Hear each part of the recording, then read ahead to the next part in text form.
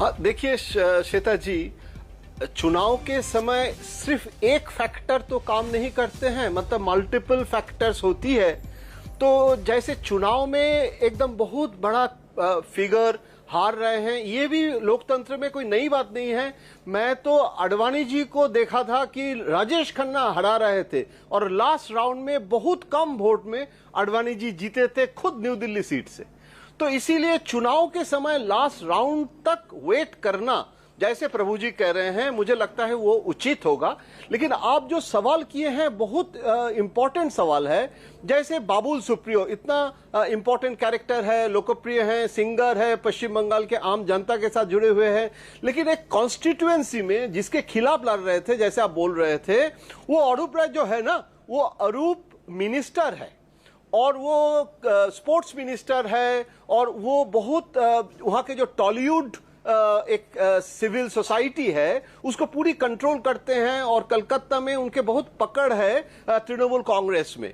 तो मुझे कभी कभी लगता है कि सिर्फ अपने कैरिश्मा से जीतना, ये कभी कभी ऑर्गेनाइजेशनल सेटअप, जैसे शुभेंदु का ऑर्गेनाइजेशनल सेटअप है, ममता का कैरिश्मा वहां लोकल लेवल में आपको फेस करना पड़ता है, जो कभी कभी नेशनल मीडिया में हम लोग जब देखते हैं, हम भी दिल्ली से बैठ के जब देखते हैं, तो मुझे लगता है वो जो व्यू है वो ग्राउंड रियलिटी में, जमीनी हकीकत में लॉकेट चैटर्जी अभी भी वहां लोकल जो तृणमूल कांग्रेस के जो ऑर्गेनाइजेशनल कैपेबिलिटी है, जो रीच है, जो कम्युनिकेशन है, उससे अभी भी बहुत दूर है। भाजपा के ये बहुत कमी है, इसमें भाजपा का बीजेपी का एक फॉल्ट लाइंस है कि वो नहीं रीच कर पाए। मोदी जी चीफ मिनिस्टर नहीं बन सकते हैं। अमित शाह जी गांव गांव में जाके जितने बंगाली पॉपुलेशन है वहां जाके कम्युनिकेट करना, और मुझे अभी लग रहा है बीजेपी का एक समस्या हुई है इतने बड़ी सफलता के बाद भी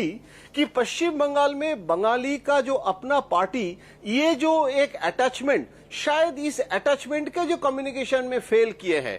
जैसे दिलीप घोष को भी अगर चीफ मिनिस्टर कैंडिडेट, मतलब दिलीप दा तो बहुत लोकप्रिय नेता है, अगर विदाउट ए फेस बंगाली के पास जाना और बंगाली के पास जाना, सिर्फ नहीं बंगाल आबादी के पास जाना, मुझे लगता है इससे टैक्टिकल एरर बीजेपी का है। तो लोग यही चर्चा कर रहे थे कि चीफ मिनिस्टर कौन बनेंगे, और इसीलिए डॉटर ऑफ का जो आंकड़ा है जल्दी से अपने दर्शकों को हम दिखा देते हैं, महत्वपूर्ण है ये। देखिए, भारतीय जनता पार्टी ने अपनी पूरी ताकत लगाकर रखी थी, हालांकि शुरू के 3 घंटे के ये आंकड़े हैं, लेकिन अगर इन्हीं आंकड़ों के आधार पर हम माने तो ऐसा लग रहा है ममता बनर्जी की टीएमसी एक बार फिर से सत्ता में वापसी करती हुई दिखाई दे रही है, जबकि भारतीय जनता पार्टी उस तरह का प्रदर्शन नहीं कर पा रही जिसका दावा उसकी ओर से किया गया था। और चित्रा, ये ममता बनर्जी के घर के बाहर की तस्वीरें हैं और ये तस्वीरें देख लेना बहुत जरूरी हो जाता है। इन तस्वीरों के साथ उन आंकड़ों को जोड़ लीजिए। बिल्कुल, ये तस्वीरें ममता बनर्जी के घर के पास की हैं और ममता दीदी जो अपने जीवन में सिर्फ एक चुनाव हारी हैं, आज तक कोई भी चुनाव, चाहे उन्होंने लोकसभा का लड़ा हो चाहे विधानसभा का लड़ा हो, कोई चुनाव वो नहीं हारी हैं।